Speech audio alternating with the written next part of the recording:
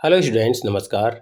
आज के इस वीडियो में हम पढ़ने जा रहे हैं अध्याय 12 आकृतियों का जादू, कक्षा 4 पर्यावरण अध्ययन। इस पाठ में हम विभिन्न प्रकार की आकृतियों के चित्रों के बारे में विस्तार से जानेंगे।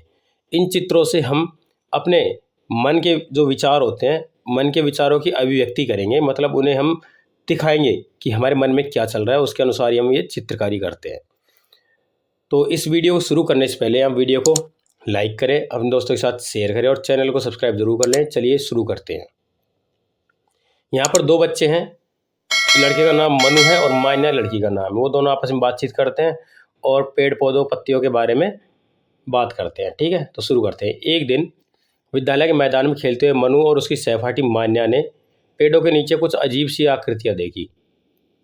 मनु ने देखा कि एक पत्ती का आकार गोल था जबकि दूसरा लंबा और सर्पिल था। मान्या ने आश्चर्य से पूछा, मनु, ये दोनों पत्तियां एक जैसी क्यों नहीं है? क्या ये एक ही पेड़ से आई हैं? इस प्रश्न ने उन्हें और अधिक ध्यान से पत्तियों के आकार और पेड़ों के स्वरूप को देखने की प्रेरणा दी। वे दोनों पास के बगीचे में गए और वहां के पेड़ पौधों को ध्यान से देखने लगे। गतिविधि 1, पेड़ों और पत्तियों का अवलोकन। विद्यार्थियों को अलग अलग पेड़ों के नीचे जाकर विभिन्न आकृतियों की पत्तियों को एकत्र करने के लिए कहा जाए और उनसे निम्न प्रश्न किया जाए। सभी पत्तियों का आकार और आकृति का अवलोकन कीजिए। दूसरा, क्या आप पत्तियों को उनके आकार के आधार पर अलग समूह में बांट सकते हैं? तो इसका निष्कर्ष है, पत्तियां एक ही प्रकार की नहीं होती, उनका आकार, आकृति और बनावट अलग अलग हो सकती है। वे दोनों आगे बढ़े और देखा कि कुछ पेड़ ऊंचे और मोटे जबकि कुछ छोटे और पतले थे। मान्या ने विचार किया कि पेड़ों की शाखाएं भी अलग अलग दिशाओं में फैली हुई है। कुछ सीधी ऊपर की ओर बढ़ रही हैं जबकि कुछ झुकी हुई थी। दूसरी गतिविधि है पेड़ों की आकृतियों की तुलना। 3-4 बच्चों को समूह बनाकर अलग अलग पेड़ों के आकार और ऊंचाई का निरीक्षण कीजिए। अब आप बताइए, कुछ पेड़ ऊंचे और मोटे क्यों होते हैं जबकि कुछ छोटे होते हैं? क्या अलग अलग वातावरण में अलग अलग पेड़ होते हैं? क्या पेड़ों के आकार पर उनके वातावरण का प्रभाव पड़ता है? तो इसका निष्कर्ष है, पेड़ पौधे विभिन्न प्रकार के होते हैं, अतः उनका आकार, आकृति और बनावट अलग अलग हो सकती हैं। इसके बाद मनु और मान्या ने देखा कि बगीचे के आसपास में कई प्रकार की रचनाएं भी थी, जैसे पुराने मंदिर की दीवारें, विद्यालय भवन और कुछ झोपड़ियाँ। मनु ने सोचा, यदि पेड़ और उनकी पत्तियां अलग अलग आकार की हो सकती हैं तो क्या मनुष्य द्वारा बनाई गई वस्तुएं भी अलग अलग आकृतियों में हो सकती हैं?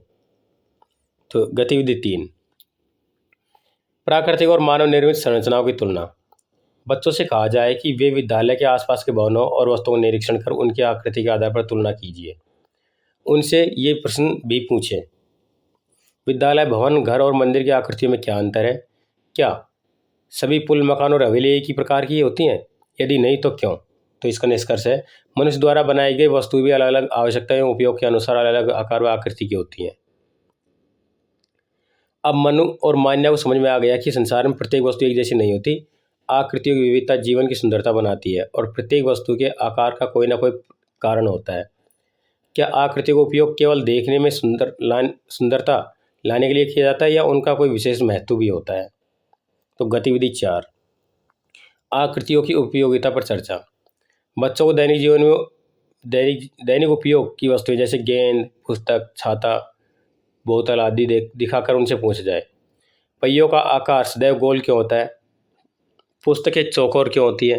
छाते का आकार गोल एवं लंबा क्यों होता है? तो निष्कर्ष क्या है, किसी वस्तु की आकृति एवं आकार उसके उपयोग को आसान बनाने के लिए चुनी जाती हैं। मनु और मान्या को समझ में आ गया कि पेड़ों, पत्तियों, भवनों और वस्तुओं की आकृति एवं आकार केवल संयोगवश नहीं है, वे उनके कार्य और वातावरण के अनुसार निर्मित होती है।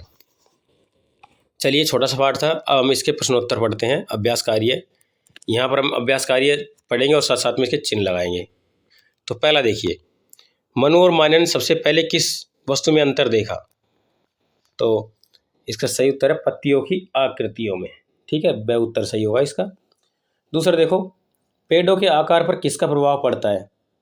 देखिए, उनकी आयु, उनका वातावरण, उनका रंग और उनका स्थान। तो सही उत्तर क्या होगा? वह उनका वातावरण का। ठीक है। तीसरा देखिए, मनुष्य द्वारा बनाई गई संरचनाओं की आकृतियों में अंतर क्यों होता है? क्योंकि उनकी आवश्यकता और उपयोग के अनुसार। तो ये इसका ब उत्तर सही होगा। ठीक है। आगे देखो, चौथा प्रश्न देखो, पहियों का आकार हमेशा गोल क्यों होता है? गोल वस्तु ज़्यादा मजबूत होती है? गलत। देखने में अच्छा लगता है? ये भी गलत। ये आसानी से घूम सकते हैं? बिल्कुल सही है। चौथा सही है और तीसरा सही है चौथे में से, कि गोल वस्तु आसानी से घूम सकती है। रिक्त स्थानों की पूर्ति कीजिए। मनु और मान्या ने पेड़ों के नीचे किन चीज़ों को देखा? पत्तियों की आकृतियों को देखा। यहाँ पर लिखेंगे पत्ती, पत्तियों, ठीक है। सभी पत्तियों का आकार, आकृति और बनावट एक जैसी नहीं होती। यहां पर क्या लिखेंगे दूसरे में? एक जैसी। तीसरा देखिए, कुछ पेड़ ऊंचे और मोटे होते हैं जबकि कुछ पतले और सर्पिल होते हैं। तो यहां पर लिखेंगे पतले और सर्पिल होते हैं। चौथा देखिए, मनुष्य द्वारा बनाई गई वस्तुएं उनकी आवश्यकता और उपयोग के अनुसार अलग अलग आकार में होती है। पांचवा, गोल पहिया आसानी से घूम सकते हैं। पांचवें में क्या लिखो? घूम सकते हैं, इसलिए उनका आकार अलग अलग होता है, ठीक है। चलिए आगे मिलान करते हैं। यहां पर मिलान कीजिए। पत्तियां विभिन्न आकार एवं आकृतियों में पाई जाती हैं, तो ये होगा इसका। पेड़ों की ऊंचाई वातावरण के अनुसार बदलती है, ठीक है, ये हो गया। पुस्तक का आकार उपयोगिता के अनुसार विभिन्न आकार नहीं, पुस्तक का आकार आमतौर पर चौकोर होता है। पहियों का आकार गोल होता है जिससे वह आसानी से घूम सके। मानव निर्मित वस्तुएं उपयोगिता के अनुसार विभिन्न आकार में बनाई जाती है। तो ये इस तरह से हो गया। चलिए अब कुछ प्रश्न है उनको करते हैं। मनु और मान्या ने पत्तियों में क्या अंतर देखा? तो देखिए इसका उत्तर मैं आपको ऊपर ले जाकर दिखाता हूं।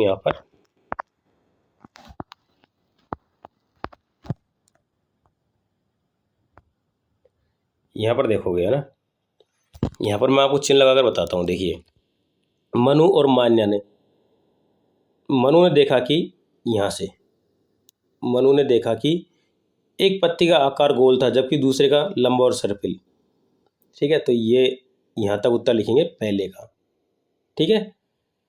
तो ये पहला प्रश्न हो गया। चलिए दूसरा देखते हैं।